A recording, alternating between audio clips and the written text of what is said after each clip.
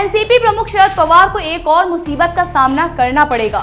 भ्रष्टाचार के कई मामलों में उनके खिलाफ जांच चल रही है और अब भीमा कोरेगांव हिंसा पर बयान देकर शरद पवार फिर से फंस गए हैं। शरद पवार की नई मुसीबत को जानने के लिए देखिए इस रिपोर्ट को।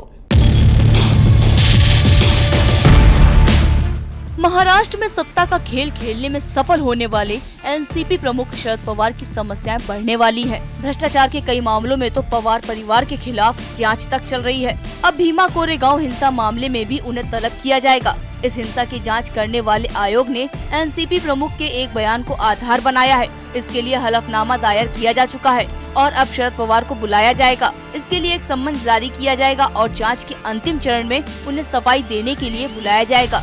दरअसल इस महीने की शुरुआत में शिवसेना के नेतृत्व वाली राज्य सरकार ने इस साल 8 अप्रैल तक आयोग को अंतिम विस्तार दिया है और पैनल को अपनी रिपोर्ट देने को कहा गया है। कुछ समय पहले शरद पवार के खिलाफ आयोग के सामने एक आवेदन दायर किया गया था। इसमें शरद पवार को तलब करने की मांग की गई थी। आवेदन में कहा गया था कि शरद पवार ने हिंसा के समय मीडिया में कई बयान दिए। इसमें कहा गया था कि शरद पवार ने कुछ दक्षिणपंथी कार्यकर्ताओं के साथ साथ पुणे शहर के पुलिस आयुक्त की भूमिका पर सवाल उठाया था। उन बयानों की जांच होनी चाहिए और उनके लिए एनसीपी प्रमुख शरद पवार को तलब किया जाए, क्योंकि शरद पवार ने जिस तरह से मीडिया के सामने बयान दिया था उससे यही लगता है कि उनके पास इस हिंसा के संबंध में कुछ अतिरिक्त सूचनाएं हैं और इन सूचनाओं के आधार पर इस हिंसा की गुत्थी सुलझाने में मदद मिलेगी। भीमा कोरेगांव हिंसा की जांच करने वाले आयोग ने भी ये बात मान ली है और अब शरद पवार को सम्मन भेजकर उन्हें आयोग के सामने पेश होने को कहा जाएगा। इसके बाद शरद पवार अपना बयान देकर बताएंगे कि आखिर उन्होंने किस आधार पर पुणे के पुलिस आयुक्त के ऊपर संदेह जताया था। इसके साथ ही साथ शरद पवार ने भाजपा से जुड़े कुछ लोगों का नाम भी लिया था। अब शरद पवार को बताना ही होगा कि आखिर उनके पास इन लोगों के हिंसा में शामिल होने के क्या सबूत हैं। अब आयोग के सामने पेश होकर शरद पवार को अपने राजनीतिक बयान की सफाई देनी होगी। अगर अपने बयानों के बारे में कुछ नहीं बता पाए तो उनकी किरकिरी हो जाएगी।